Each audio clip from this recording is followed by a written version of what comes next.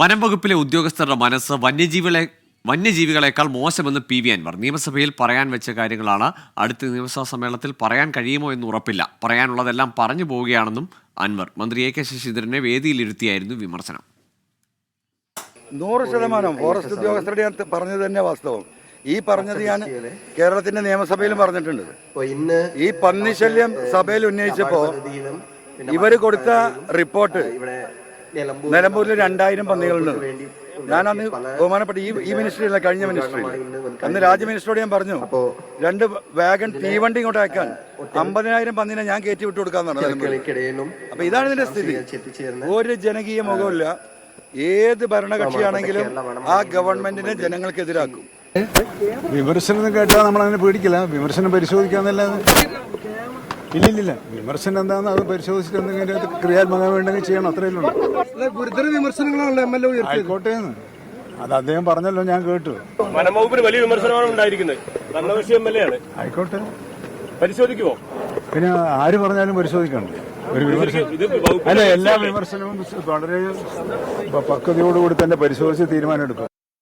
Vipin C Vijayan ചേരുന്നുണ്ട് വിശദാംശങ്ങളുമായി. വിപിൻ, ഈ ആഭ്യന്തര വകുപ്പിനും പോലീസിനുമെതിരെയുള്ള വിമർശനങ്ങൾക്ക് പിന്നാലെ പി.വി. അൻവർ വനംവകുപ്പിനെതിരെ, അതും പരസ്യമായി ഈ കഴിഞ്ഞ കുറേ ദിവസങ്ങളായി തുടരുന്ന പ്രതികരണങ്ങൾക്ക് പിന്നാലെ ആയതുകൊണ്ടുകൂടിയാണ് അതിന് കൂടുതൽ ശ്രദ്ധയിൽ ലഭിക്കുന്നത്.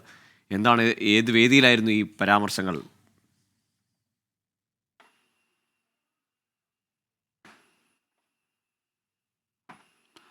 ഗോകുൽ, കഴിഞ്ഞ ദിവസങ്ങളിലൊക്കെ പോലീസിനെതിരെ പി.വി. അൻവർ നടത്തിക്കൊണ്ടിരിക്കുന്ന എല്ലാ തരത്തിലുള്ള പോരാട്ടവും അതുപോലെ തന്നെ ഈ പ്രത്യാക്രമണം ഒക്കെ നമുക്ക് അറിയാവുന്നതാണ്. ഇപ്പോൾ അതിന് തൊട്ടു പിന്നാലെയാണ് വനം വകുപ്പിനെതിരെ അതിരൂക്ഷമായ ഭാഷയിൽ പി.വി. അൻവർ പ്രതികരിച്ചിരിക്കുന്നത്. ഇന്നിപ്പോൾ നിലമ്പൂരിലാണ് വനം വകുപ്പിന്റെ വിവിധ പരിപാടികളുടെ ഉദ്ഘാടനം നടന്നത്. ഇതിന്റെ അധ്യക്ഷനായിരുന്നു പി.വി. അൻവർ.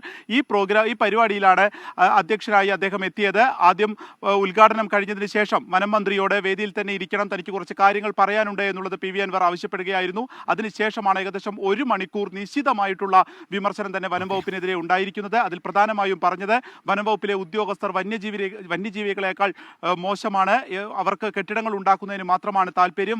വന്യജീവി പ്രശ്നങ്ങൾ കാരണം കഴിഞ്ഞ തിരഞ്ഞെടുപ്പിൽ 20% വോട്ട് കുറഞ്ഞു. ഉദ്യോഗസ്ഥർക്ക് യാതൊരു വിധത്തിലുള്ള പേടിയുമില്ല.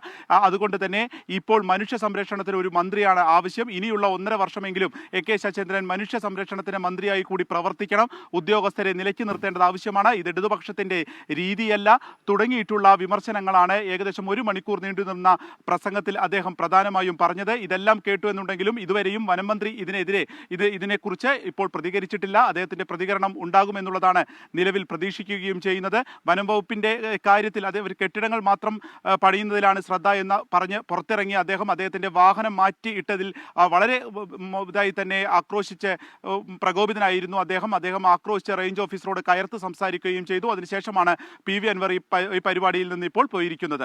ഗോകുൽ, പി.വി. അൻവർ അങ്ങനെ വിമർശനം തുടങ്ങുകയാണ്. ആകപ്പാടെ ദേഷ്യത്തിലാണ്, എല്ലാവരോടും കയർക്കുന്നു. ഇപ്പോൾ വനം വകുപ്പിനെതിരെയുള്ള വിമർശനം, അതിന് പിന്നാലെ വനം വകുപ്പ് ജീവനക്കാരോടും ദേഷ്യപ്പെടുന്നു. അങ്ങനെ ആഭ്യന്തര വകുപ്പിനും പോലീസിനുമെതിരായ വിമർശനങ്ങൾക്ക് തൊട്ട് പിന്നാലെ അതിൽ പാർട്ടിയുടെ കർശന നിർദ്ദേശങ്ങളടക്കം ഇനി പൊതു വേദികളിൽ പരസ്യ പ്രതികരണങ്ങൾ പാടില്ല എന്ന് പറയുന്നിടത്താണ് ഇപ്പോൾ വനം വകുപ്പിനെതിരെയുള്ള രൂക്ഷ വിമർശനം.